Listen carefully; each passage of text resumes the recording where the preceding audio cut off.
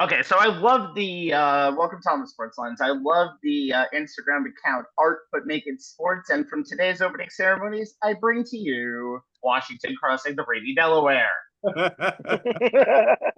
Beautiful, and just reminds you how beautiful putting boats on the water can be, and it looks exactly like 1776. At least it looks like LeBron is from 1776 holding the flag. Anyway, welcome to the Sports Lines and our Olympic preview. I'm Steve Rabinowitz.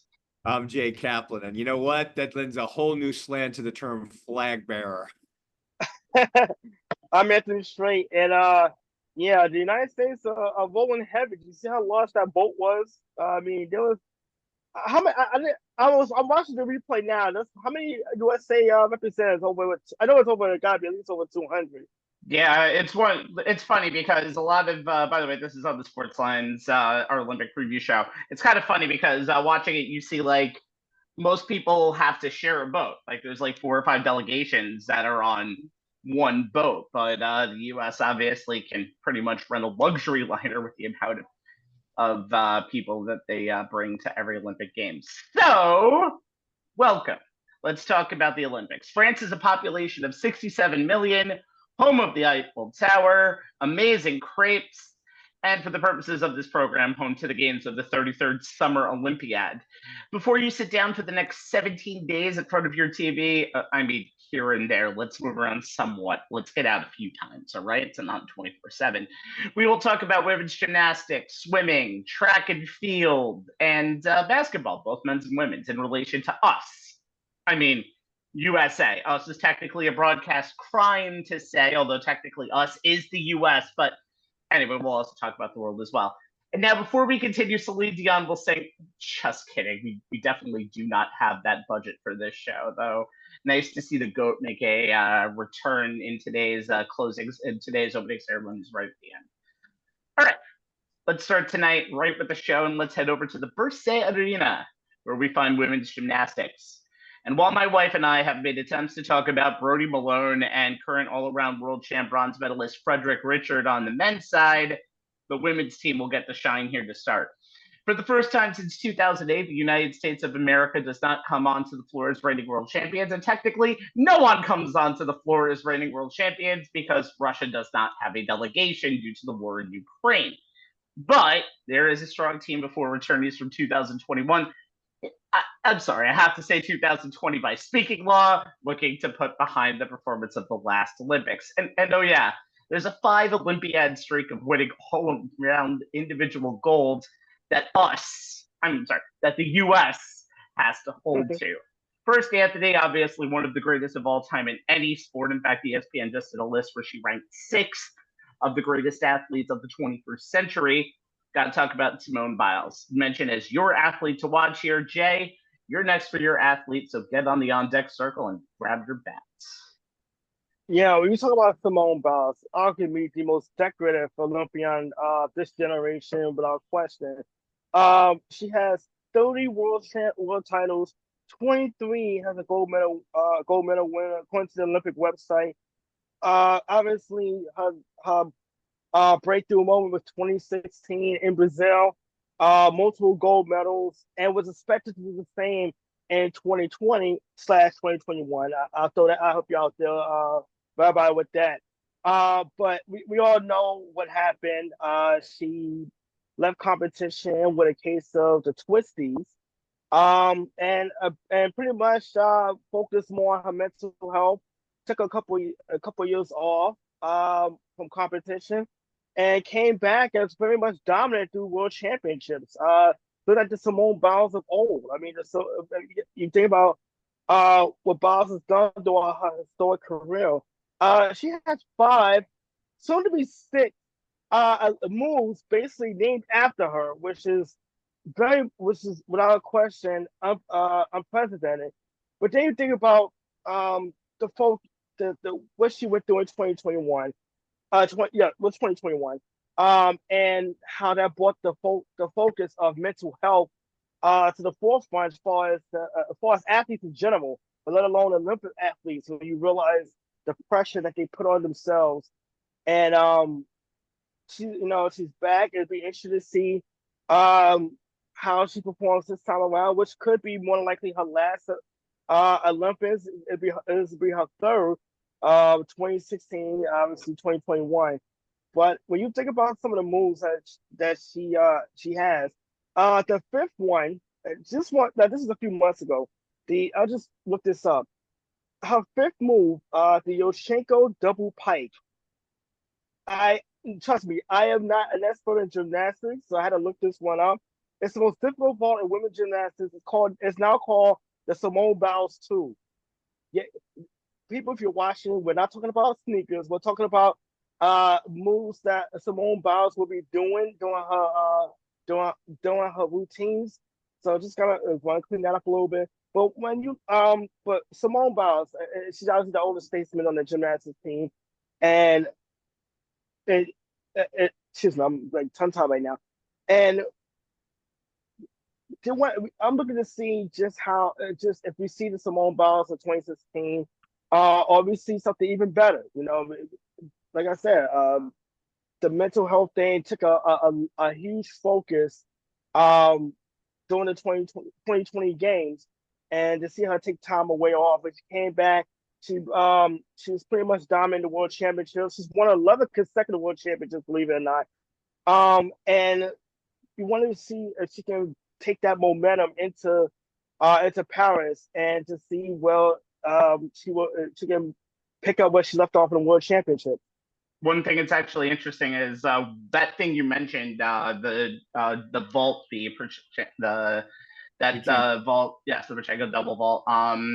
That is her fifth element. She actually showed that on social media a couple days ago, around July 25th, and she will try a sixth element of hers coming up on the uneven bars, and that would make her there is a gymnast out there who has 7. I think it's Nelly Kim, who has 7 moves named after her. But if she does this, she will be the first ever woman in gymnastics to have an original skill named on all 4 disciplines in women's gymnastics for her. So Simone will come in obviously as a heavy favorite, and I would be shocked to not see her at least be on the medal stand. But let's be fair, she is a pretty strong favorite for gold here, especially just because of everything that she does and the amount of difficulty that goes into everything that she does during the games. And that's at least something I'll talk about in just a moment. Yeah, you think about this. Words, sorry, guys. Think about this. Oh, yeah, but yeah, but we think about this too, for all the attention that her stepping away from competition got. She still got a bronze and silver in the 2020 games, on top of the 4 gold medals that she won in Brazil. So it's not like she didn't do anything. I mean, it's just that now she's able to probably focus more, and perhaps, and she's definitely, like you said, Rabbi, she's going to be a heavy favorite definitely in all the competitions she's going to be part of. Most of the competitions. There's one where she's going to probably finish silver. We'll talk about that in a second. Jay, it's Suni Lee's all-around title, though, to defend. Yeah, and that tell you, she is the defending Olympic gold medalist in the all-around. She finished second to Biles in the all-around the Olympic trials. Here's an interesting quote from Simone Biles related to her own, talking about herself and her return to competitive gymnastics and the road back to the Olympics. It's, "No one is forcing me to do it. I wake up every day and choose to grind in the gym. That's my why. Success is what I make it." Each of her 4 returning Tokyo Olympics teammates could say the same. Each one has been through something: self-doubt, injury, illness, and in some cases, a combination of all 3 that put their place on this team and in this sport in general in doubt at some point along the way. They learned the hard way that being an Olympic medalist, regardless of color, doesn't make you immune to the struggles we all face. And no one exemplifies that in quite the way that Suni Lee does. I mean, when Biles unexpectedly withdrew from competition in Tokyo, as Anthony talked about, due to a case of gymnastics vertigo called the twisties. And anyone who scoffs at that because the name sounds like it was made up by a child, You try being in midair in an unusual position and suddenly not feel like you have any sense or control of how you'll land. It was Lee at 18 years old and competing in her first Olympics who stepped up and won gold in the all-around, keeping alive that winning streak that Rabbi referenced that started with Carly Patterson at the Athens Games in 2004 and has now reached those 5 straight Olympics. Lee also took home silver in the team and a bronze in the uneven parallel bars. But then, like so many Olympic athletes before her, she struggled with confidence issues after the games, feeling like an imposter despite all she'd accomplished. She said, quote, "But in the back of my head, I'm like, oh, you don't deserve it. And I still see that," meaning online, every single day. I already don't think I should have won. So when you see it from other people, and that many people, it's very hard mentally," end quote.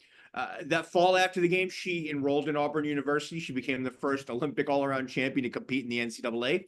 Usually it's the other way around.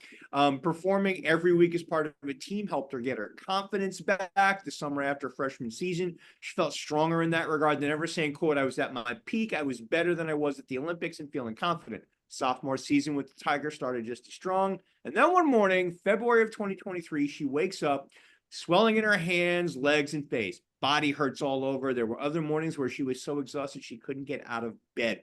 Weight begins to fluctuate wildly. At one point, she gained 40 pounds of water weight. Swelling in her hand made it difficult for her to hold on to the uneven bars, which is her signature event. Got bad enough, it forced her to prematurely end her college season. She goes back home to Minneapolis, works with her personal physician in the USA Gymnastics national team doctor to try and figure out what is going on. Lee said they initially thought it was an allergic reaction, but after weeks of testing, she was diagnosed with not one, but 2 separate kidney diseases and began a largely trial and error process to figure out what combination of medication and diet would work best, at least to try and keep these maladies in check. On a good day, she could train for several hours. Good days were few and far between, though. At one point, Lee's doctor told her that it was doubtful she'd ever be able to do gymnastics competitively ever again.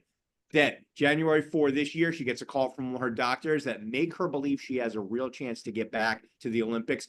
She hasn't talked about the specifics of that conversation, but it seems that was the point where the doctors felt like they were getting a handle on things, to the point where they thought they could knock down some of the meds she was taking. She started to feel better, and eventually she found her way back to the gym and training again.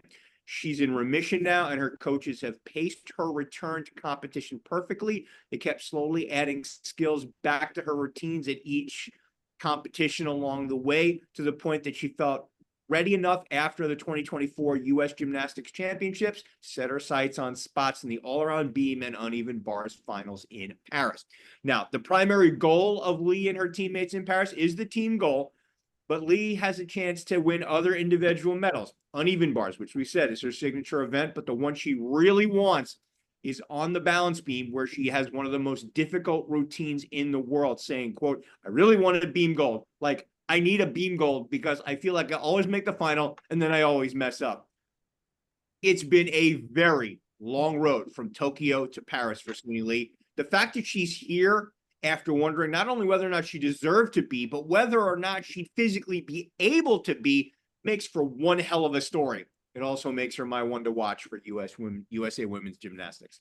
She almost fell off of the beam in her Tokyo all-around performance, and got, I wouldn't say lucky, but still managed to hit gold just barely. One thing that you're going to notice, I think, throughout these games, and it'll be kind of a theme for tonight's show, at least one part, is the fact that we have a bunch of people, at least at the gymnastics side, that have actually gone to college since being on the team. Sha'Carri has been starring in Oregon State, and Leanne Wong, who was an alternate, was at the University of Florida.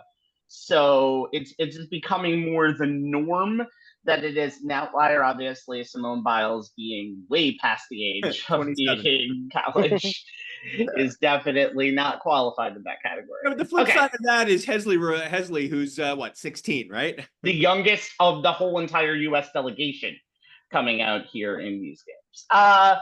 Rebecca Andrade is my world to watch, world artist, world gymnastics member to watch from Brazil.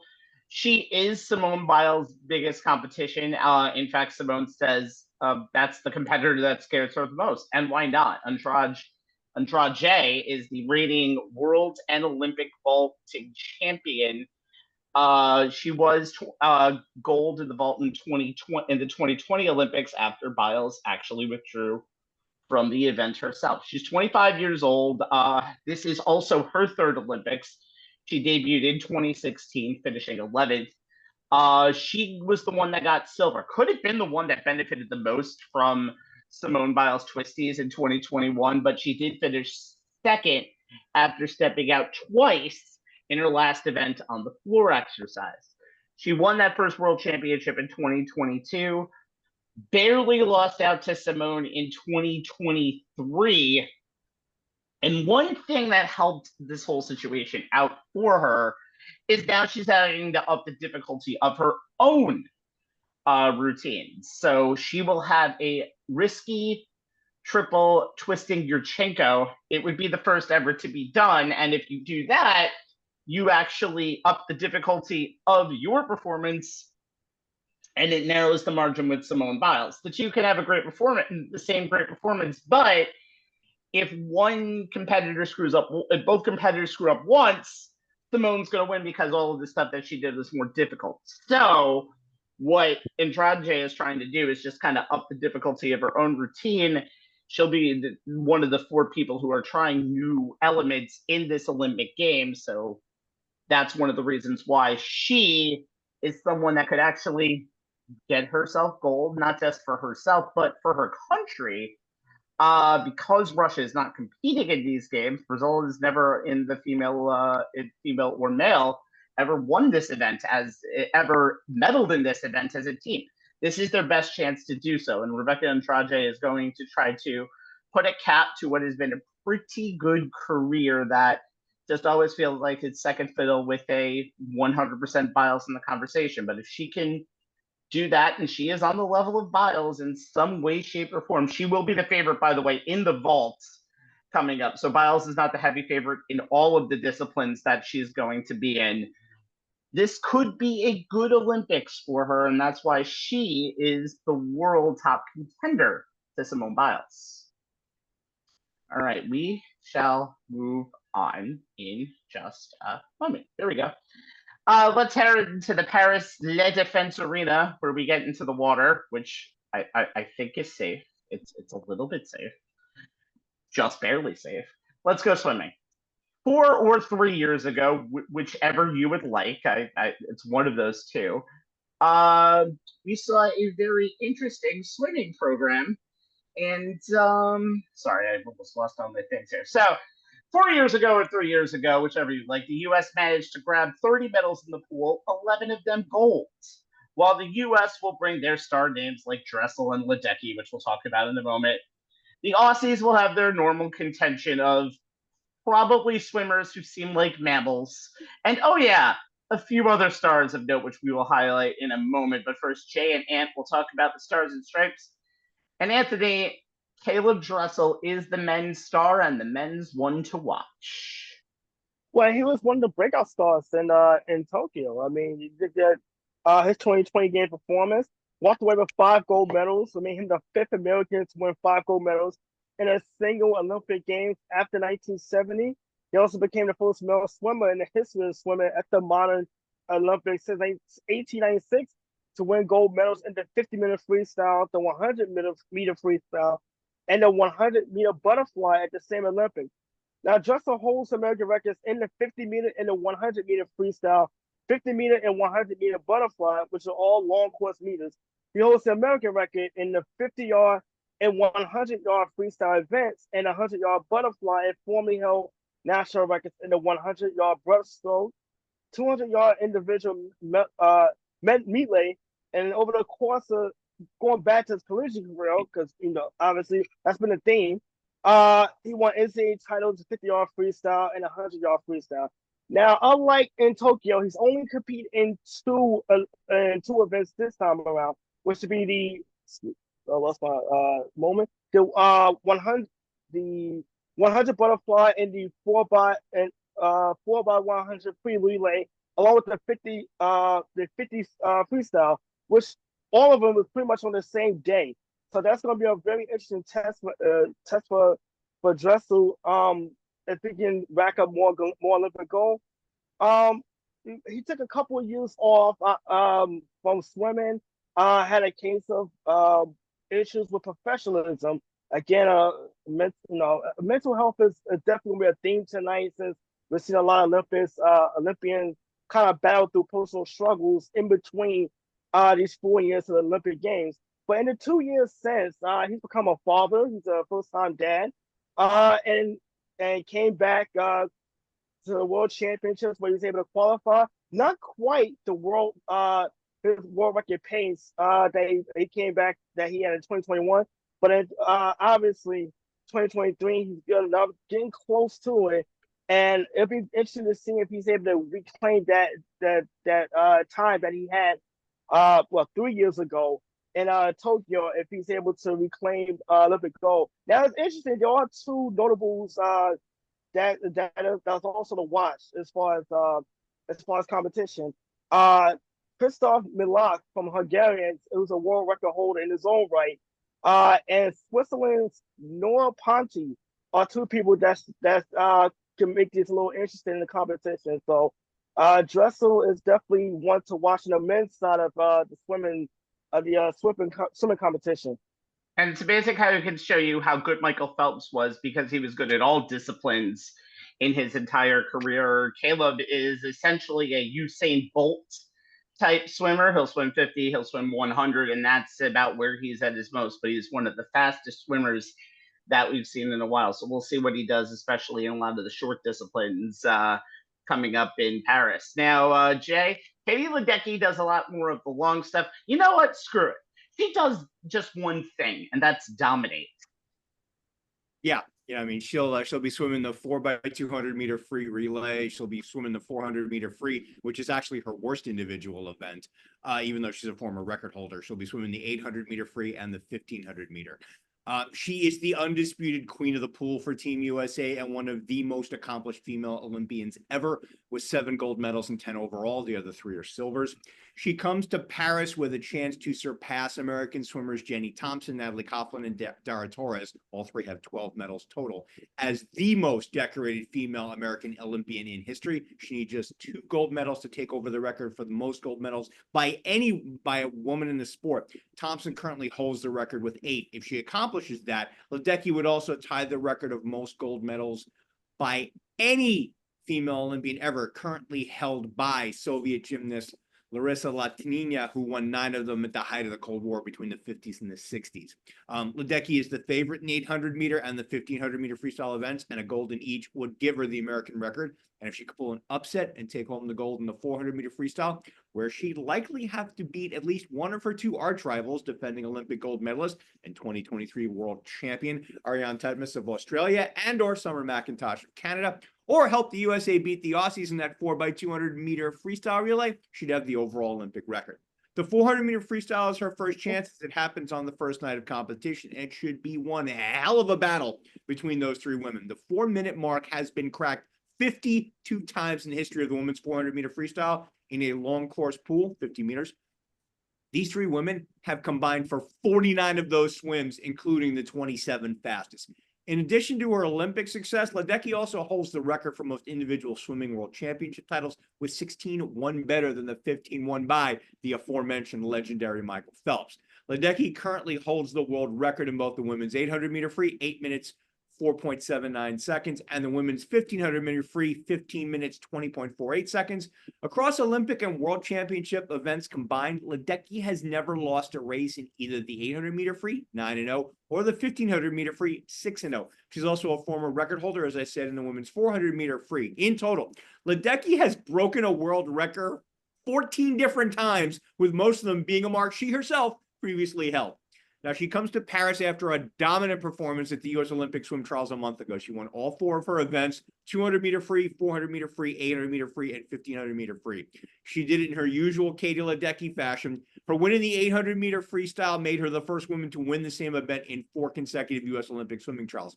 If she wins the gold in the 800 in Paris, she'll join Michael Phelps as the only swimmers in history to win 4 Olympic gold medals in the same event, but she'll very likely have to beat Titmus to do it. In the 1500, where she often wins by a full length of the pool, she has a chance to add to her record total of fastest times in the event. She currently holds the top 19 times in world history At the trials, she beat the rest of the field by over 20 seconds. Now, she didn't break any of her own world records at the trials, nor did she seem particularly thrilled with her performances, despite winning all of her events, often quite handily. That tells you how high she sets her own standard of performance, and trying to reach that standard is what keeps her focused. She loves the workload and the grind, particularly with the 800 and 1500. It's why we've historically seen her swimming in the opposite direction, as in well ahead of her closest competition. Want to know why Katie Ledecky is my one to watch for USA women's swimming? This quote by the woman herself after winning the 1500 by more than 20 seconds over Katie Grimes at the trials tells you all you need to know about the queen of the pool. Here's the quote. I would have wanted to swim a little faster, but I'll take it. I'll be better in a few weeks. If she is, she'll make history in Paris. And Katie Ledecky making history is always worth watching. Of course. I think one thing that's funny, and I've actually shown Anthony the graphic, or Anthony showed me the graphic of the top 16 times being all Katie Ledecky's. You could only fit 16 on a Chiron. That's why you could only show 16. Yep. But she is amazing. She is a 27-year-old phenom who has done everything in his Olympic career. However, you look across the pool and you see someone who's idolized you, who is 10 years younger than you, you find Summer McIntosh, who might be breaking a lot of those records in the time. You mentioned the fact that that day one final for Summer McIntosh, where Ariarne Titus, who did take the record of the 400 free from McIntosh last year, and Ledecky is going to be a huge battle, and it'll probably be the highlight of day one of the games. 17 years old. Again, she is 17 years old. She finished 4th in her first Olympics in the 400 freestyles, done in quality. She was 14 years old, 2 years younger than the youngest person the U.S. is sending, as mentioned before, in Hesley Rivera this year, and now she's only 17. And she is a double world champion. In the last Olympic cycle, she's won the 200-meter butterfly and the 400-meter individual medley. She is the world record holder in the 400 IM and has a chance to leave France with 4 gold medals. She will compete in the 200-meter butterfly, the 400-meter IM, which I just mentioned. The 400-meter IM, which I just mentioned, is she is the world record holder in, and the 400-meter freestyle. She will also compete in the 200-meter IM, but because, unfortunately, that it falls around the same time, she will not be competing in the 800 IM, in the 800-meter freestyle. And as you mentioned before, that's a record that she currently holds right now by 6 seconds over Ledecky. In fact, she, in that 800-meter race, she beat Ledecky, and it was Ledecky's first loss in that race in any meet since 2010 that she did it. So now you're going to see an amazing athlete come in there. She's also going to swim with the 4x100, possibly in the 4x100 freestyle, the 4x200 freestyle, and the mixed 4x100 medley. The funny thing is, you're going to see her probably in the next 2 Olympics after this, especially 2028 in Los Angeles. And let me just say this. There is no limit to what this girl can do in the pool right now. And I am very willing to see the show that we're going to see over this first week of the Olympics, because the talent in that, just those 3 that we mentioned in this segment, along with Ariarne Titus, is going to be insane. And that's what makes swimming sometimes even more interesting in track and field, especially in week 1. That's why those 2 events are going to actually switch weeks when we get to the 2028 LA Olympics, by the way. All right. All right. I do have something else to do, and that's Leon Marchand, the men's. Yes, we have Leon Marchand, the men's one to watch. The nickname is the French Michael Phelps. What the hell can I say about that? He already has 3 individual world titles in the last, in the 2 world championships ago and 2 in Budapest. He is looking to do individual gold medals in the 200, the 400 IM, the 200-meter butterfly, and the 200-meter breaststroke. We said Summer McIntosh has a chance to win 4 gold medals. So does Leon, and Leon would be the 4th person ever to do that. Michael Phelps has won 4 in the Olympic golds in Olympic Games. Mark Spitz has won 4 individual golds in Olympic Games, and so has Kristen Otto. He'll be starting with the 400 IM on Sunday. So one note to mention here, swimming records break like candy. It's like you break the piñata, and whatever the piñata comes back, it becomes flimsier and flimsier, and the record breaks again. So currently, Michael Phelps has no records in any of competitions because they've all been broken. And that's the last one. He is the last one to break it. He did that in the 400-meter IM last summer. And Phelps actually called that race, by the way, for Peacock, saying, uh-oh, I think I've lost that record. And he did lose that record. He'll contend for 2 medals also in just a 90-minute span coming up on Wednesday, a 200-meter butterfly and the 200-meter breaststroke. Now, Phelps, by the way, held that individual record that I mentioned since Marchand was 2 months old. He broke that record in 2002, and it had been sitting untouched since 2008 when Phelps broke the record, and then Marchand broke it again. He is going to be watched by many eyes because he has a chance to bring really the best haul for any French athlete in this Olympic Games. And he's like a national hero in France, but he can just go back to America where he's currently enrolled at Arizona State and go right back to anonymity.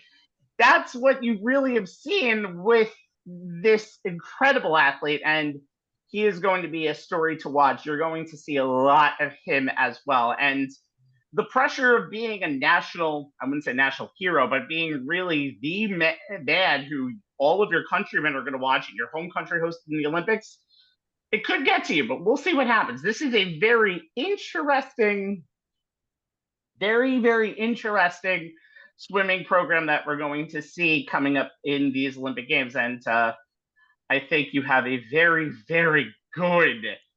good swimmer in Leon Marchand, who is looking to break a lot of records. All right, we move on to, now we can move on to track and field. The Stade de France is an iconic stadium and is holding this Olympiad's track and field meet. August 1st through the 11th, we will see 48 events being held under the track and field banner. The U.S. dominated this in 2020 or 2021. I'm sick and tired of thinking about it now. 26 medals, 7 golds. But the usual suspects will be back. So I hand the baton off to you, Anthony, to talk about the true world champion for all, and Noah Lyles. I know you love that. I know his criticism of world champions.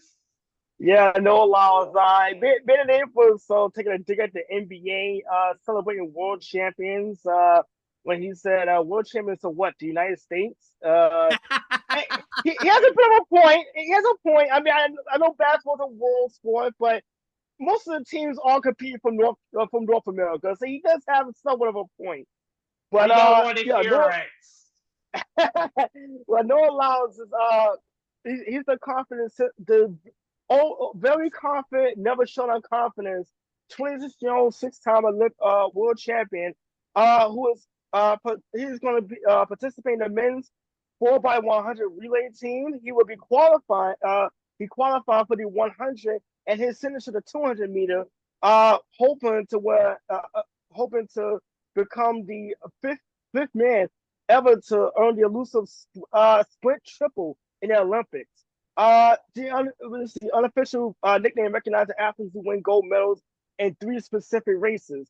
The last guys to do it, Jesse Owens, Bobby Morrow, Carl Lewis, and of course the one and only Usain Bolt. Lyles' 19.53 second 200 meter time set up the U.S. Charles the world's fastest time this year. His 9.83 second 100 meter finish at the Charles is the 4th fastest. That means gold medals in those 2 events, with the expectation of maybe approved 4x100 relay team, are very much a possibility for him. Knowles is now known for his confidence and all his showmanship. He has sustained before his races of not only availing his tracksuit, but he wants Yu-Gi-Oh cards as well. Like he's a big Yu-Gi-Oh fan. And look, I'm an anime fan too. I grew up on the show. I had the toys, I had the cards. So I can respect the man who knows his good anime. Okay, so so he won me over big time with that one. But despite all of that, he's not actually the favorite going into the 100 meter. That goes to Jamaica's Keishane Thompson, 23-year-old Jamaican newcomer. 9.77 at that Jamaica's national championships. It's actually the fastest time this year for Jamaica. However, this is his first Olympic appearance and his first time on the big stage. So that's going to be a very interesting race when the time happens. Noah Lyles is coming off a third place finish in the 200 meter in 2020 games, where he struggled with his confidence. And I said earlier that mental health, it would be a bit of a theme here. He struggled as well running track and field in front of an empty stadium. And when you think about now Noah Lyles' personality, they interviewed him during the opening ceremonies. And you can kind of understand the lack of cheering, more important, his family not being there. That it definitely impacted his performance. He's looking to rebound from that and definitely looking to, I guess, show the world, NBA, the definition of an actual world championship by going out there and looking for the trifecta in men's track and field. The first Olympics, by the way, in 6 years with fans in any way, shape, or form. So that's going to be something to watch out for in terms of just seeing great crowds everywhere again, seeing boisterous crowds everywhere. I feel like this is going to be a very highly attended games and highly watched games too, just with all the storylines that are coming out. Yeah. By the way, Rabbi, I know I saw people online kind of complaining about the open ceremonies. You got to understand this. These are athletes who have not competed in front of crowds on this grand stage. And almost in pretty much 8 years, when you go back to 2016, remember the pandemic, 2021, so many of these events took place with no fans. So you can kind of understand, like, hey, look, they're braving the rain, the elements, to see people in crowds.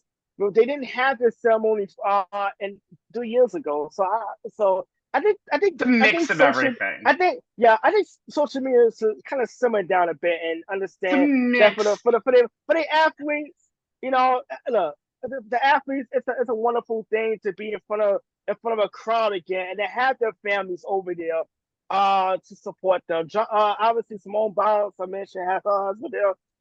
Sabrina Ionescu as well. So it's like family to have family there. And for Noah Lyles to be able to have that, I think that's going to really help his confidence. And it's definitely going to boost his performance big time. He's a guy who feeds off of crowd energy. So it definitely would be a big step up if he can, you know, get himself charged up before a race.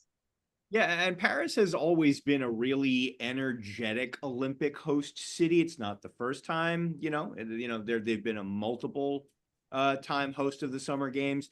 So, it's definitely a really good city if you're, to kind of make a comeback to Olympics the way we're used to them being, and like Anthony said, you have to go all the way back to Rio in 2016 to have this kind of, to kind of get back to, well, this is what Olympics are supposed to be. So, and I think, Paris is a great city to kind of get us back to that place, in how the Olympics should be. Multiple time host, the second ever 3-time host of the Summer Games, although the last time that they hosted was in 1924. Jay, so a little different atmosphere. Come on, you've been there, you get it. Of course, it's going to be a very electric atmosphere, and I think it's like I said, I think the difference of just we don't take for granted anymore some of these things, but seeing a full normal Olympics is going to be very interesting as we go down the line. Sha'Carri Richardson's road in the last 4 years has been anything but normal, though, Jay. No. But she is by far one of the ones to watch on the women's side. Yeah, she'll be competing in the women's 100 meter and the 4x100 meter relay. I'm a big fan of redemption stories of an athlete seeing a dream deferred due to a stupid mistake and then getting themselves back up off the proverbial mat and getting back on the path to making that dream a reality. Nowhere do stories like that get magnified than under the bright lights of an Olympic Games where the entire world is watching. Sha'Carri Richardson's story will be told often as the events she's scheduled to race unfold. In June of 2021, at the U.S. Olympic Track and Field Trials, right before the pandemic-delayed Summer Games in Tokyo, Richardson won the 100 meters with a blistering 10.8 second finish. But days later, a positive test for marijuana, which she admitted to using to cope with learning that her biological mother had died while Richardson was competing at the trials, nullified that win. She was suspended for a month by the World Anti-Doping Agency due to marijuana being prohibited in competition. She lost her spot on Team USA and she was forced to miss an Olympics where she was expected to win a medal. The climb back included a surprising failure to make it out of the 100-meter heats the following year, which caused her to be left off the U.S. team for the first World Championships on U.S. soil in Eugene, Oregon in the summer of 2022. About the long road back, Richardson said, quote, "In the past 3 years, I've grown a better understanding of myself, a deeper respect and appreciation for my gift that I have in the sport, as well as my responsibility to the people that believe in and support me. I feel like all of those components have helped me grow and will continue to help me grow into the young lady that I have been divined and by God been blessed to be," end quote. Along with a better understanding of herself, Richardson says she now has a deeper admiration for her craft, and as such, this time around, in her Olympic debut, the two-time world champion is expected to bring back home more than just one single medal. The reigning world champion dominated the women's 100 meters at the 100 meters final at the U.S. Olympic Track and Field Trials in June and Eugene, Oregon, winning with a world's best time of 10.71 seconds, soundly beating the other 7 racers, including her training partners, Melissa Jefferson and Twanisha T.T. Terry, to clinch her spot on the Olympic roster. Both her training partners will be joining her. It was the second fastest time of her career, and she arrives in Paris as the presumptive favorite in the 100 and could become the first American woman to win the event at 2 Olympics since Gail Devers won the second of her 2 straight titles at the Atlanta Games in '96. Richardson will be looking to match her personal 100-meter best time of 10.65 seconds, which she ran in her gold medal winning finish at last year's World Championships. It was the high mark of a season that included 10 other finishes under 10.9 seconds. She has gone under that time in each of the 4 100-meter races she has competed in this year. In addition to representing the U.S. in the 100 meters, the 24-year-old is expected to be part of the women's 4x100 relay team at the World Championships in Budapest, Hungary last August. She ran the relay's anchor leg, propelling the USA to a dramatic win over arch rival Jamaica.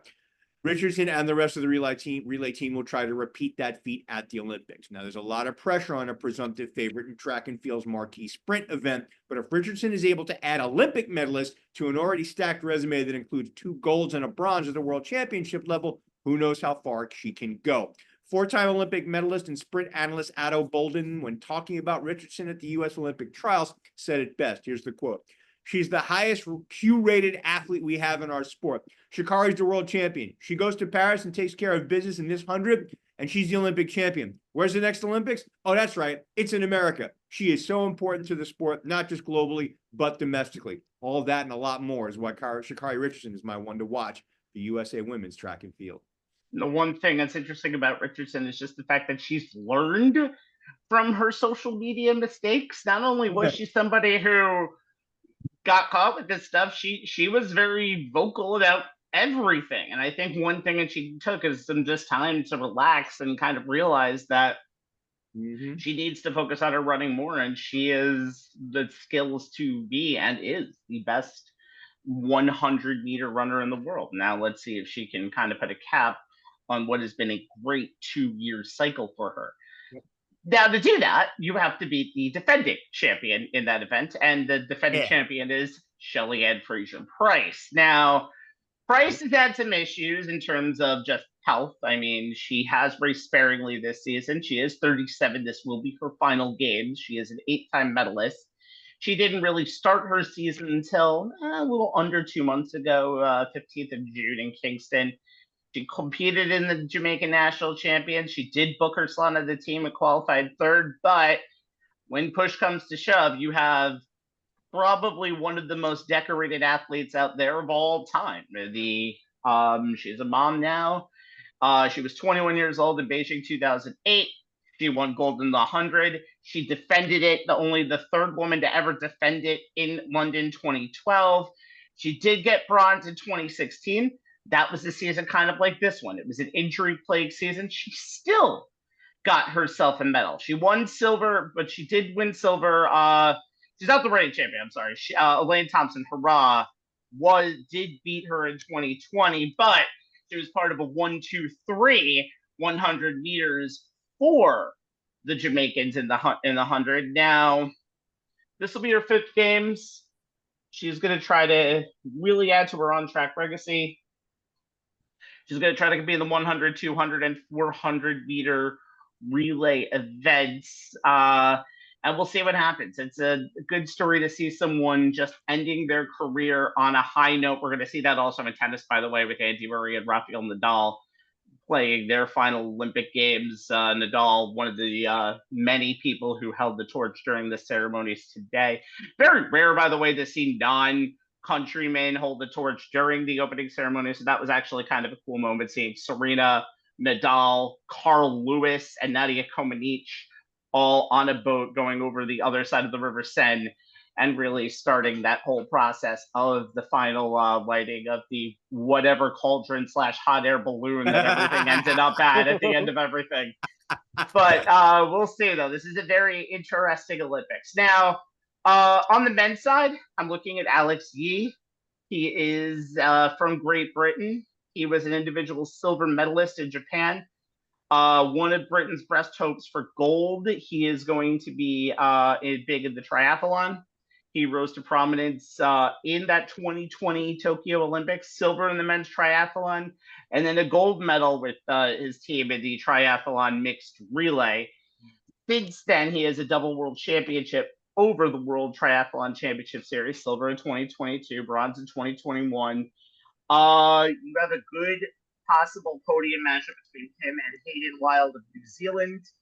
That's going to be something that's going to be really something to look forward to. He's taking over a very legacy-rich Great Britain triathlon group. There were 2 brothers by the name of the Yorkshire siblings. Alistair is the only triathlete ever to win 2 golds. Johnny, his brother, won bronze and silver, and then won gold in Tokyo as part of the team relay. He was the anchor of that team. So we're going to see what happens. The track and field portion of the program is always some of the more interesting things that you see.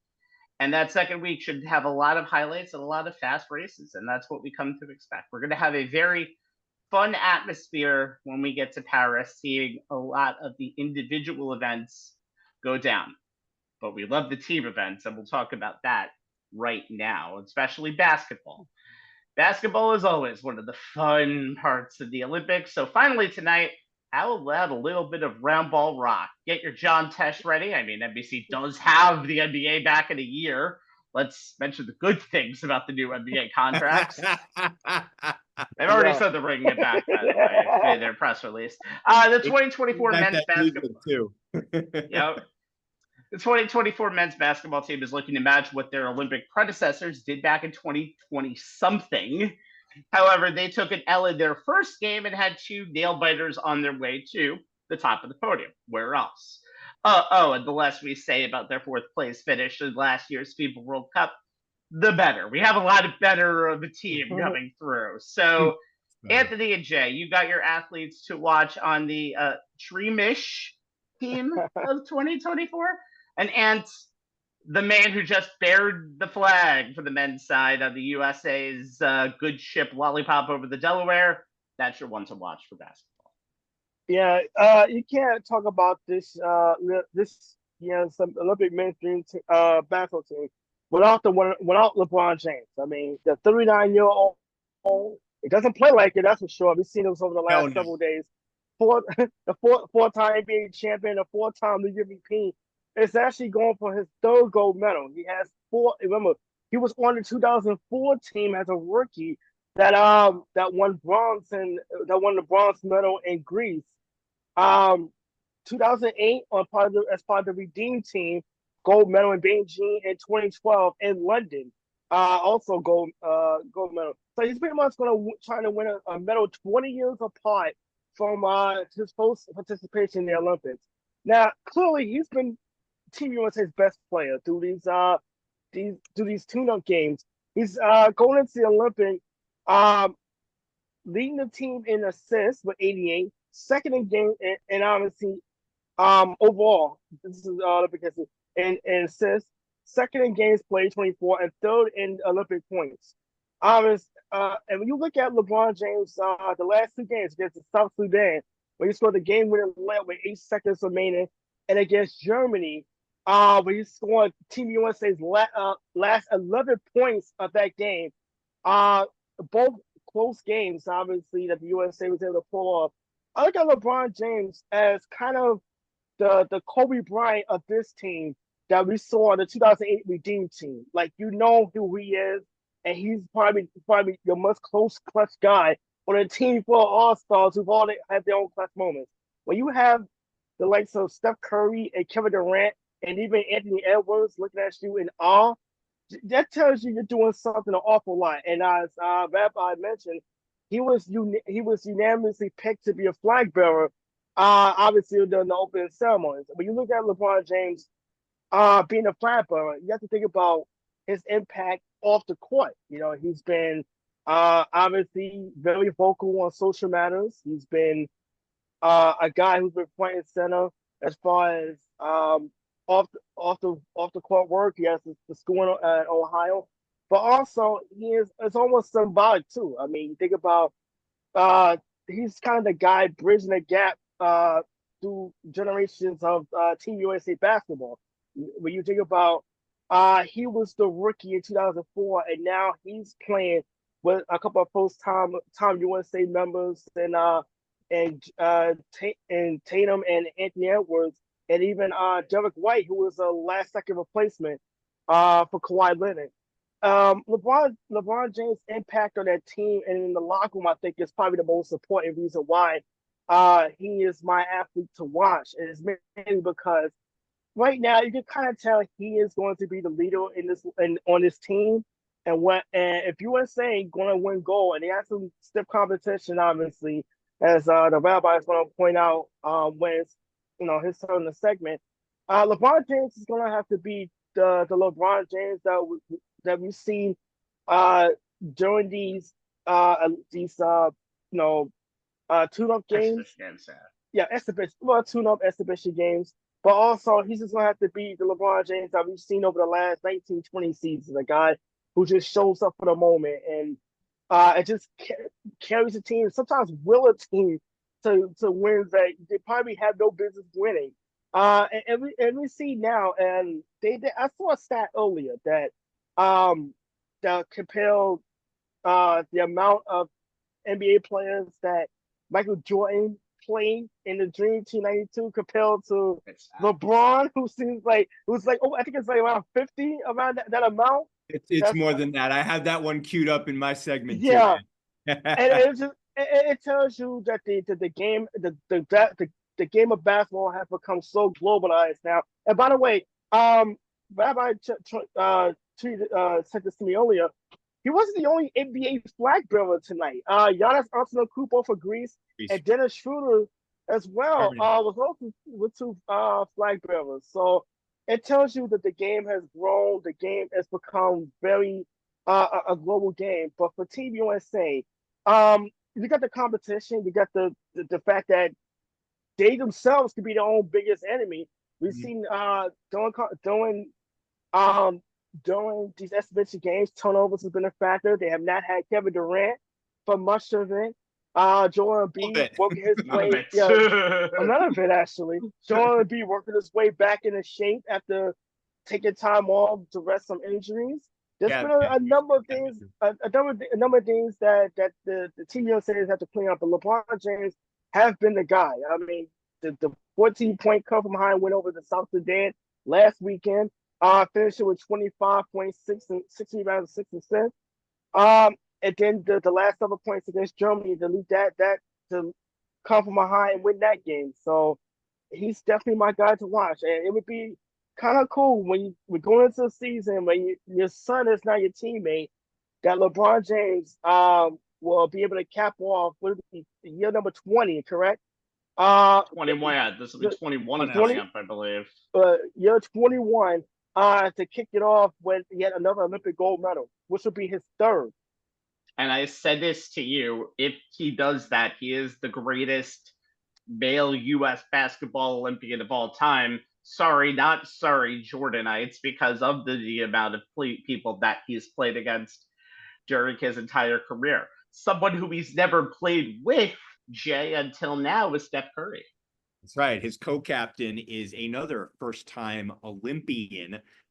Steph missing out on all the previous ones because, that's right, he was playing for NBA championships most of those summers. I think you could do both, but I feel like it was more of a choice to kind of save it for stuff like that. So yeah. I mean, we know Curry has a basketball Hall of Fame resume, and he'll be a first ballot inductee when he finally hangs up his kicks. 4 NBA titles, 2 MVP awards, 1 NBA Finals MVP, and he's the all-time NBA career leader in three-pointers. But outside of the NBA and international competitions, he really hasn't made his mark. Curry has 2 FIBA World Cup titles, 2010, where he was a little used reserve, averaging less than 10 minutes per game and just 4.6 points. And 2014, where he was a larger piece of the team, he averaged a little over 20 minutes and a little under 11 points. But this is the first time he has competed in Olympic Games. And at age 36, this will probably be his only chance. But with the collection of NBA talent on this roster, he has a pretty good chance to add an Olympic gold collection of hardware.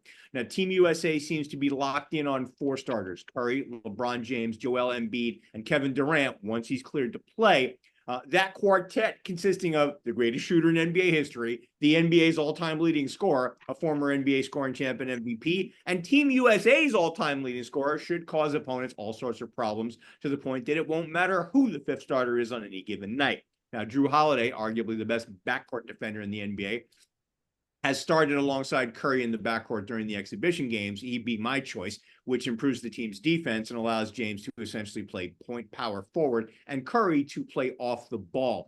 To that end, Team USA coach Steve Kerr is planning to have Steph and LeBron on the floor together as much as possible, pairing James's ability to create shots with Steph's ability to knock them down. Good luck to any Team USA opponent who has to defend a 2-man game with those two. It'll be a monumental challenge, and a large part of Team USA's offensive scheme is predicated on putting their opponents in that position as much as possible. Now, take these 3 offensive possessions in the exhibition game against Serbia, where both Curry and Team USA played as expected. As an example of what they're looking to do. Early in the game, they ran an inverted pick and roll with Curry setting the ball screen for James. Now, LeBron dove to the paint, collapsed the defense, kicked out to Embiid for a wide open corner 3. Then about midway through the second quarter, LeBron and Steph hooked up again, this time with Curry as the ball handler and LeBron as the screener. Curry skipped a pocket pass to a rolling James, who converted at the rim and drew a foul for a 3-point play opportunity. Though just like the first quarter play, there wasn't a wide open corner 3 shooter. This time it was Jason Tatum. Finally, early in the third, LeBron called Curry up to set another ball screen. In Serbia's defense did not react well, which opened a wide open driving lane for James to crash in at the bucket. Now, over 5 exhibition games, Curry averaged 12.4 points a game, but other than a big offensive performance against Serbia, his shooting was not as Curry-esque as Team USA will need in order to win the gold. He got good looks, even if he didn't consistently knock them down, but I think it's safe to say that the sport's greatest shooter will be fine once the real games begin. Here's some of his numbers. Against Canada, which is the only other country fielding a complete team of NBA players, he had 12 points with 3 triples. Against Australia, not a good game. 1 of 6 from the floor, 3 points. Against South Sudan, 10 points, 3 of 10 from the floor. A game that LeBron had to win. Curry against Germany, 13 points, just 5 of 13 for the floor, 1 of 7 on threes. Again, as Anthony noted, LeBron had to carry the team. Now, Serbia, as I referenced earlier, is the game where Curry was most like himself. He scored 24 points, including 6 of 9 on threes. It's the most points he's scored in any of the 5 exhibition games, obviously. 18 in the first half with 4 threes in 11 minutes, came off a James screen on the very first play of the game, knocked one down from beyond the arc. Then in the second quarter, produced a very Curry-like 4-point play, splashing a triple near the sidelines while drawing a foul. Later, with Team USA up by 25 plus, Kerr put the starters back into the game in the fourth quarter, Curry splashed 2 more threes before calling it a night. Now, Curry knows the Team USA has yet to play a full 40-minute game at the level we and they expect outside of Serbia, but even there are some issues there. And Curry's saying, quote, "We haven't played our best offensive game yet. When we lock in defensively and rebound, nobody can really beat us. That's how we've been coming back these last 2 games, meaning against South Sudan again and Germany. Execute the details, just playing solid, hard-nosed basketball will be fine." As much as this team has been compared to the Dream Team, there is a huge difference, and Anthony, here are the numbers. In 1992, the Dream Team faced 9 active NBA players in the Olympics. This year, Team USA will face 61 active NBA players. My, how times and the game, as Anthony said, have changed. Keep this in mind. The Olympic three-point line is 18 inches closer to the basket than the NBA line in the corners and 39 inches shorter at the top of the key. No NBA player had more threes than the 357 that Steph Curry knocked down this past season. Once the games start for real, the USA opens with Nikola Jokic in Serbia on Sunday. It wouldn't surprise me if Curry starts knocking down his threes at a rate close to or better than the 43.8% he shot them at during the 2014 World Cup. If he does, cue up the Star Spangled Banner, y'all, because the U.S. will be taking home the gold. And they have a very favorable group, by the way. 2 of the probably 3 worst teams in this group, although South Sudan is one of those teams, and we saw how they played. But South Sudan and Puerto Rico are probably 2 of the 3 worst contingents coming into these games. But again, seeing as South Sudan played, that could be completely different. But the U.S. did get a very favorable draw to kind of work out some of the kinks in these first few games, although they did get their toughest opponent in Serbia first. So, can we take a minute to just give some props to Luol Deng, former Chicago Bull, of what he's managed to do with South Sudan, a country that's basically only existed in its current incarnation since 2011, if I have my dates right. He basically has built their Olympic basketball program from the ground up, funded most of it at the jump himself, didn't take a salary at the outset to get it up and running. And I'll tell you this, no matter what happens in the actual games, to take the U.S., and even if the USA wasn't, at full, mentally in terms of that, maybe they took these guys a little lightly, however you want to shake it out, it is such an accomplishment that they were able to basically play the U.S. to a standstill, had them down double digits at one point, and LeBron has to swoop in at the end to save face and win the game. I mean, if there is a story on the men's side of the tournament, the type of story the uplifting type of stories we see all the time at the Olympics, this is it right here, man. I major props to Luol Deng for what he's accomplished in his homeland. Yeah, and you could see that, I mean, they could easily get themselves at least into the medal rounds. We'll see what happens, because 8 of 12 teams get through that field again into there. Now, something to note, I know you were mentioning the fact that the 3-point lines are shorter. But the game, as you've seen, especially with Joel Embiid in these games, who does look a tad slow for this game sometimes, but I'll give it to what Fran Fraschilla, who is one of the biggest noted experts when it comes to world play, and this is how it says. So the rules between FIBA and the NBA are like the differences between Spanish and Portuguese. You think they are completely the same, but they are absolutely not. Obviously, it is a fast game. It is a smaller court. And yes, the emphasis on consistent 3-point shooting, which is going to big. And remember, it's also a very physical game. So anything can happen. But Jay, you said it right there. A team that'll probably suffer from those same problems, because they are basically an NBA team, is Canada. This is actually, they haven't been around in the Olympics for 24 years. They were back in 2000. They were led by Steve Nash, but they did lose to France in the quarterfinals. France went on to win the silver. They have never medaled in this event since 1936. They won a silver medal back then, and have had 4th places in 1976 in Montreal and in 1984 in Los Angeles. Canada is just a group of dogs who have basically all have their NBA experience. Shai Gilgeous-Alexander, who has been an MVP nominee, second in the voting this year. Jamal Murray, who is obviously an NBA champion. RJ Barrett, Kelly Olynyk, Andrew Nembhard, Lou Dort, a defensive nightmare, Nikhil Alexander-Walker, and Dylan Brooks. Now, Dylan Brooks, if you saw him in last year's FIBA World Championships, basically made Luka Doncic go crazy the entire time. Got Doncic to get kicked out of the game, was essentially a lockdown player, and kind of sort of rose his stock back to knowing this is the type of pest that people needed. And he had a very decent year for Houston after that, because Dylan Brooks is kind of a Swiss Army knife. This is a team that has a lot of Canadian range of backgrounds, first or second generation Canadians with Caribbean backgrounds. However, the draw that they have is hell for them, and that's saying it nicely. They'll start on Saturday against Greece. And again, Giannis Antetokounmpo ain't nothing to screw with. It is probably a guy who is going to take advantage very much of his first Olympic Games. Australia is the number 5 team of the FIBA men's rankings. They're in there. Spain, they're second. They're in there. This is just going to be a heavy dose of NBA players. France is going to have Nick Batum, Rudy Gobert, Evan Fournier, and first-time Olympian Victor Wembanyama, who I'm very interested to see in the Olympic Games. You'll see the Wagner brothers and Schroeder for Germany. You'll see Nikola Jokic, as mentioned, and Bogdan Bogdanovic for Serbia.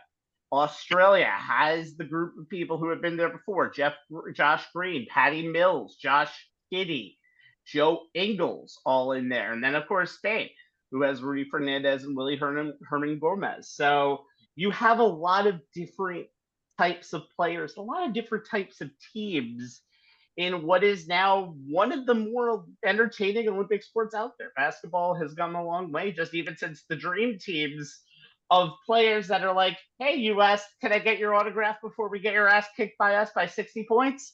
That doesn't happen anymore. Not at all. No one is afraid of anybody else, and going to be a very, very interesting draw when we get to the group play, which starts tomorrow.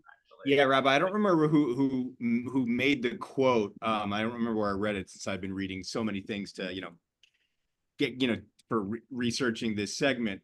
But somebody, a well-respected NBA guy, basically said the thing that Team USA and by extension Team Canada has to get used to, as you said, the FIBA rules and the game itself is different.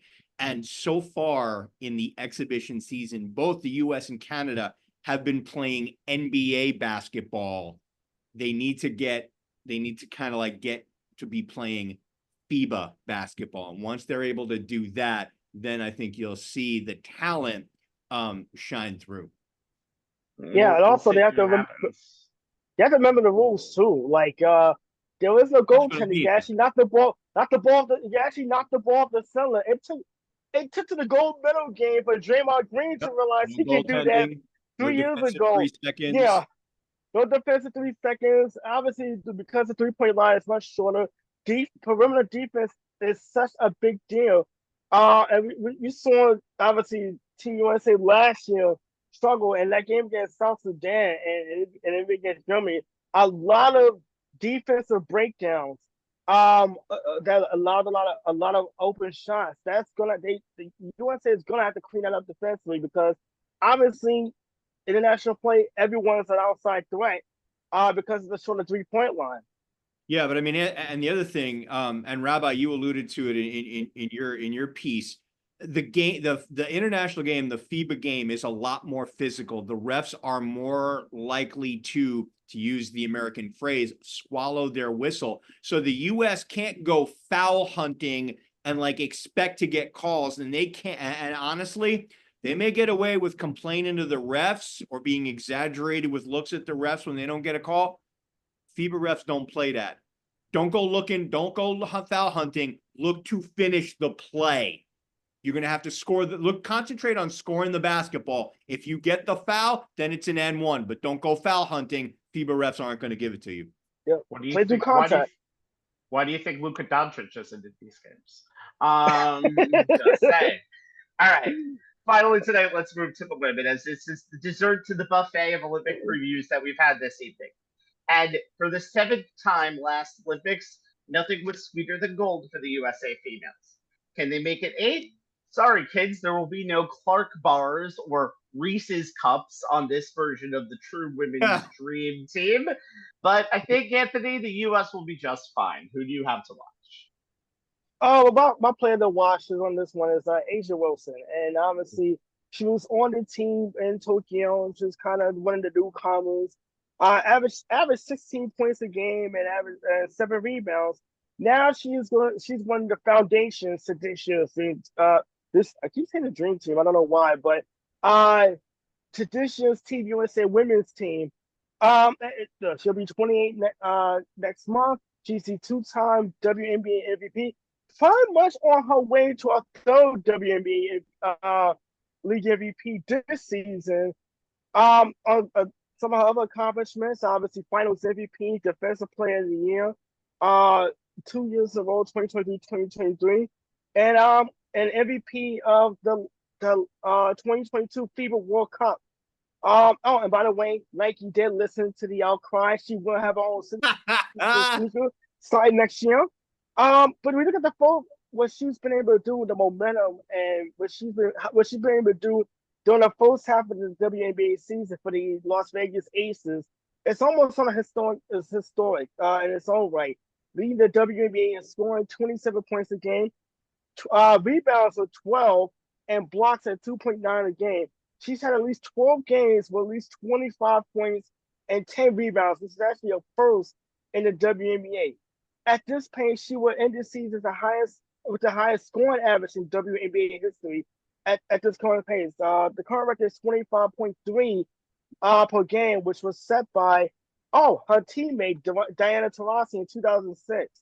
So Angel Wilson's coming into this has pretty much now one of the faces of the WNBA.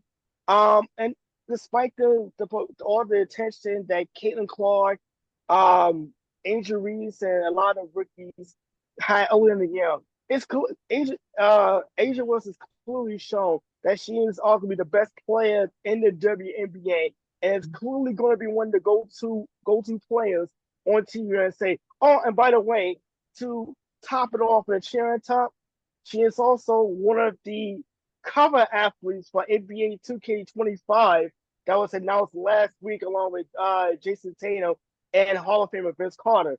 So Asia Wilson is absolutely going to be my pick to watch, my Team USA women's player to watch. I expect her to have a really big Olympic Games. I think she's going to be really big, really huge for Team USA. And on top of that too is the fact that she may not have to do a whole lot defensively. It kind of helps me have Brittany Griner playing center, and she's towers over everyone as a defensive shot blocker. But yeah, think about the combination, and I know about you. We talked about this last weekend during the WNBA All-Star game. The roster has a number of players that's pretty much going to be forced to play out of position. You think about, you have Asia Wilson starting, but you also have Breanna Stewart as well coming off the bench.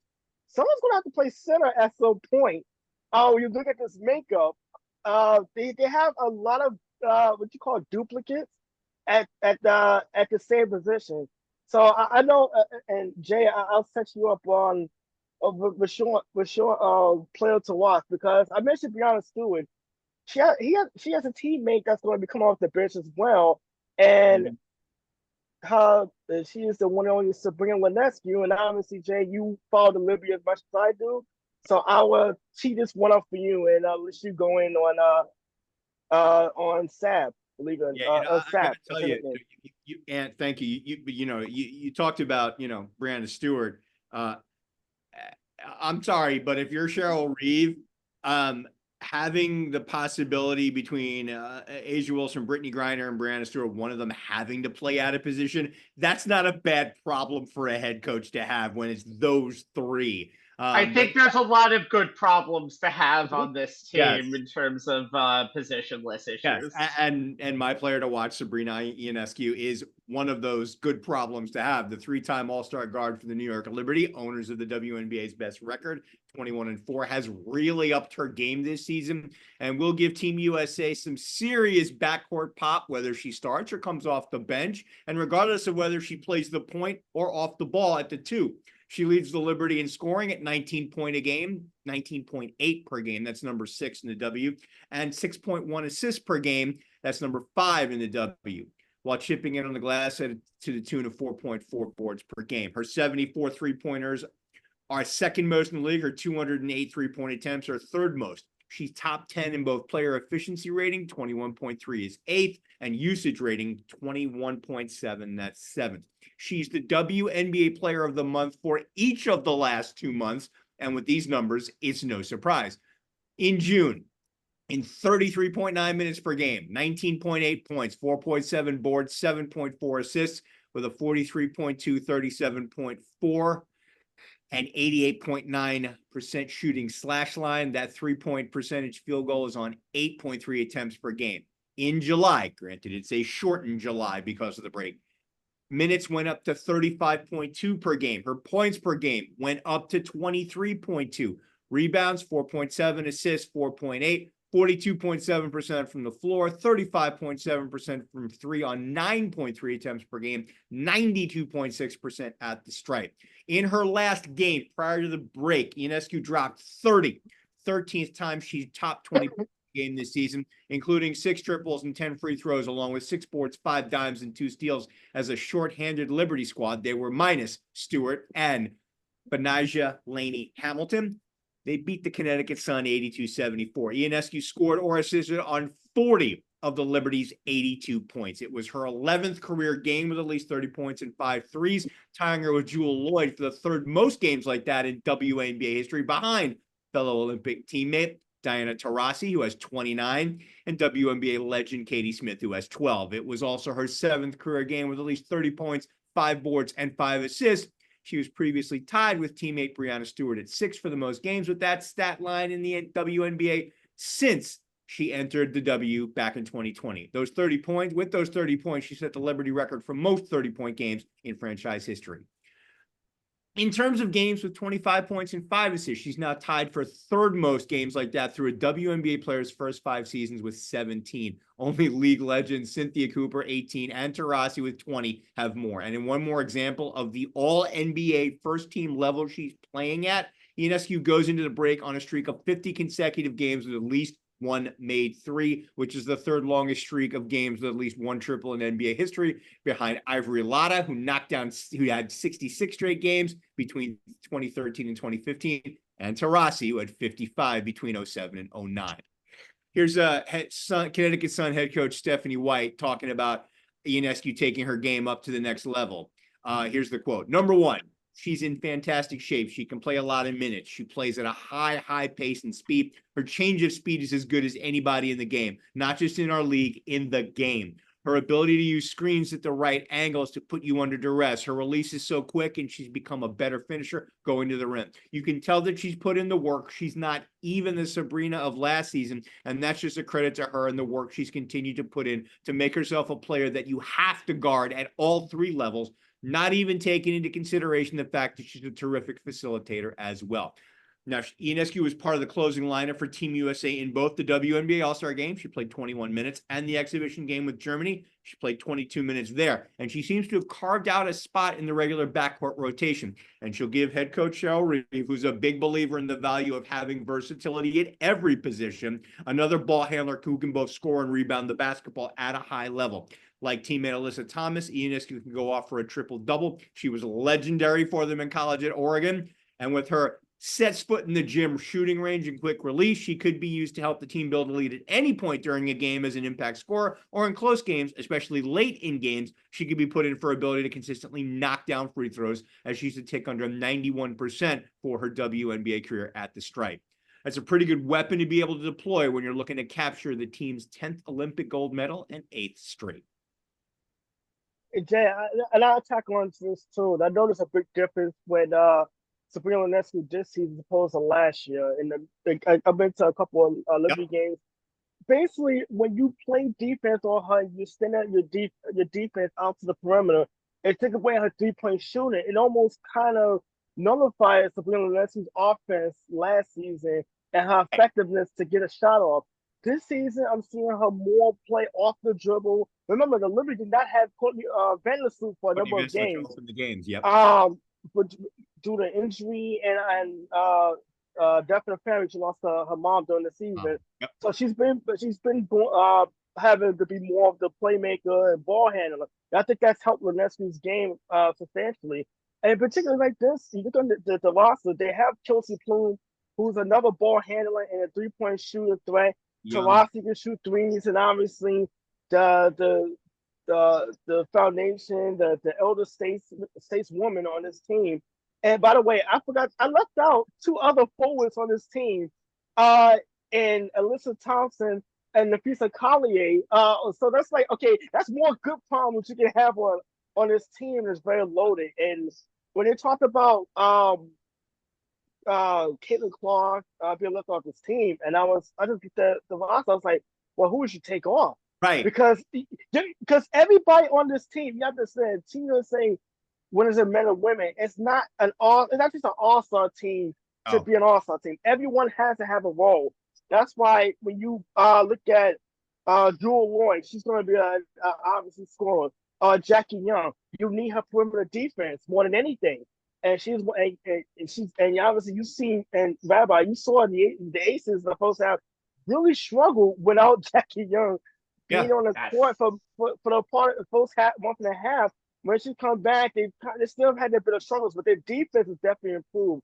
So when you look at Ionescu's role, she's definitely going to be a change of pace guard, whether she's a starter or come off the bench. She come off the bench, she's going to be a scorer and someone who's going to have the green light at any time to shoot.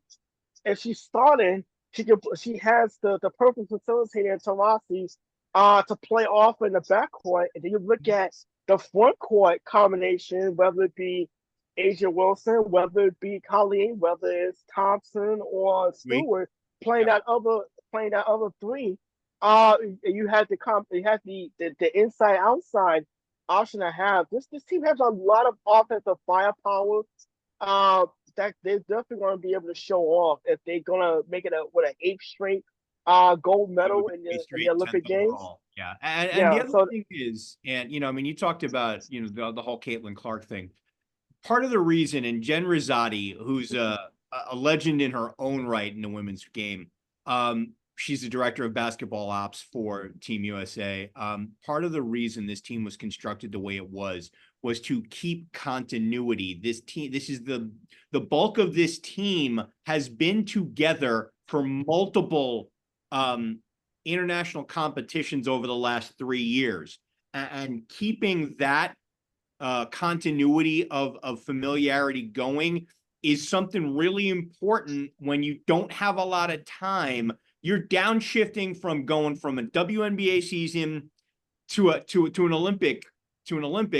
Having that continuity and that familiarity with your teammates cuts down the ramp up time. And if you want some context for that, as we talked about in the previous segment, look at the struggles that the U.S. men's team is having solely because they have not spent a lot of time playing together.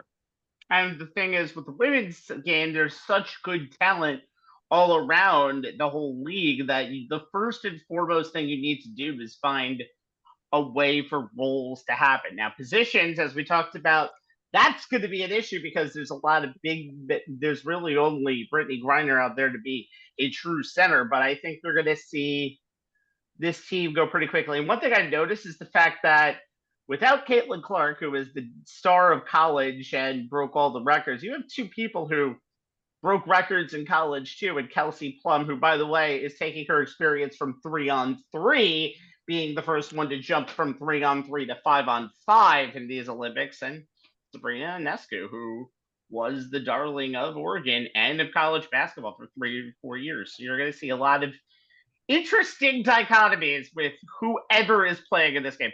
Although I do think with your WNBA coach, I think Matisse Collier is going to probably get a lot more time. But that's just Maybe a little bit, yeah. And then he might be like, you know what I could do in the fourth quarter. So come on, Cheryl, you're definitely the coach of the year. Let's quickly go over the talent out there now. Yeah, Germany is an interesting. They're all bigger challengers right now, honestly, because it's a kind of wide open field, I think, to really determine second, honestly, because there's still a little bit of a talent gap between the US and everybody else. Germany is interesting to me. They have the Sabally sisters there, and Sabally was in Europe in 2023, played for Fibonacci, guided them to a Turkish league title, came back to the WNBA that season, career highs in points, 18.6, rebounds, 5.8, second all-star team, first all WNBA first team, led the Dallas Wings to the semifinals of the WNBA playoffs. And then he had to take a Germany team who was ranked outside of the top 20 in the world and get them into the Olympics. They rose 6 spots in the FIBA rankings from 23rd to 17th. That's the second highest jump out of anybody in this Olympic Games, and especially in the FIBA rankings. And their group, they actually just played the U.S. They didn't go too well in that game. They had a kind of rough game. Asia Wilson kind of dominated that game early. A lot of ball movement. U.S. assisted on 27 of 30 field goals in that game. They lost by 27, 84 to 57. I don't understand why all of these exhibitions are being played between teams that are going to see each other again. The U.S. is doing it twice. Maybe they wanted to get their South Sudan performance out of the way badly before they played in there. And the U.S. is doing it with Germany too. So I'm just kind of confused on why these teams say, let's play each other before we play each other again for real. I don't understand that at all. Germany is going to be in a group of death. I mentioned another group of death. Belgium is the reigning Eurobasket 2023 championship champions, and they are probably going to be the U.S.'s biggest competition. They beat them in the first Olympic tune-up game that they played, or the first Olympic qualifier that they played last year. So they have huge momentum. France is also going to be a big name. Japan is probably going to make the semifinals. They were the runners-up at the 2021/20 Olympic Games. And then you also have USA, obviously, who is still the tops of this group. It's going to be a very fun group, to say the least, and I'm very interested to see if Germany, Belgium, or Japan can at least give the U.S. a little scare before heading into the knockout rounds, and that's a very good possibility. We only saw this U.S. team lose one game by the 10 points on the run to last time's Olympic golds, and Anthony, maybe the fates will remain the same. They lost the 2021 All-Star game against Team WNBA in Vegas, and they did it again this year in Phoenix in 2024. If past, yeah. And look, I remember being at that game in 2021 and thinking that, you know what, this may be the toughest competition Team USA play, and it's probably going to be again. To be completely honest, it might be the same this year too. But for those who wondering Caitlin Clark not be on the team, injuries. If you watch them that WNBA All-Star game, their time is coming. They're going to be the future of this of Team USA basketball. Right. Cameron Brick as well, who's supposed to be on the 3-on-3 team before her unfortunate knee injury. Women's basketball has a bright future ahead of itself. But for right now, this is the team, and the mission is to win gold. By the way, before we go, I gotta give 2 shout-outs. Number 1, Snoop Dogg. If there is a man on this planet who was playing life, just side missions in the game of life right now, think about this. He's one of the hosts of the opening ceremony. He's a torch carrier. I mean, the guy can't. There's nothing this man can't do anymore. And Celine Dion, bravo, because I just watched the performance. Great to see her in full in good spirits, and great to see her performing again. And since we're ending this, the show talking women's basketball, Anthony, you're right. The future is very bright for the sport, but I want to give a shout out to someone from, who is more in the past, headed to the past. Lauren Jackson is 43 years old, the greatest basketball player, arguably, that Australia has ever produced. She's competing in her 5th Olympic Games. It'll probably be her final. We all know her from her time in Seattle, where was a WNBA champion, and hands down one of the best to ever suit up in the women's league. She is part of the reason why the game is where it is. She was one of the people who helped build it.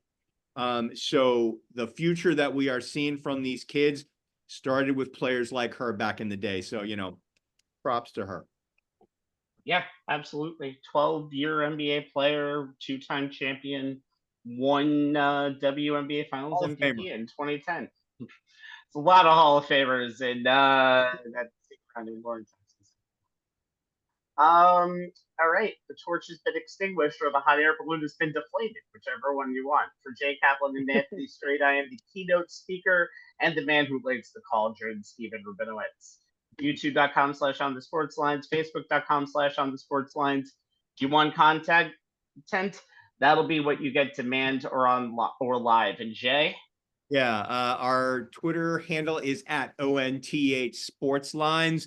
The Olympics in Paris will obviously be where most of the international sports world's eyeballs will be focused on this weekend, but it's also Hall of Fame induction weekend, so the focus of the national pastimes eyeballs will be on Cooperstown. And with that in mind, I posted a link on our page to a piece by The Athletic's Jason Stark on the biggest event of the weekend that the fans never get to see, and that's the dinner for all the living Hall of Famers in attendance. Now, with the losses of Willie Mays and Hank Aaron, 2 legends who were present at every dinner from 1979 when Mays was inducted, Aaron joined him in 82, until the pandemic, Stark asked the assembled Hall of Famers at this year's dinner which of their number now made them feel like they were in the presence of baseball royalty, like they felt when they were around Mays and Aaron. The responses that Stark got make for a very interesting look at how the Hall of Famers view their own place in the pantheon of the greats of the game. Very much worth the read.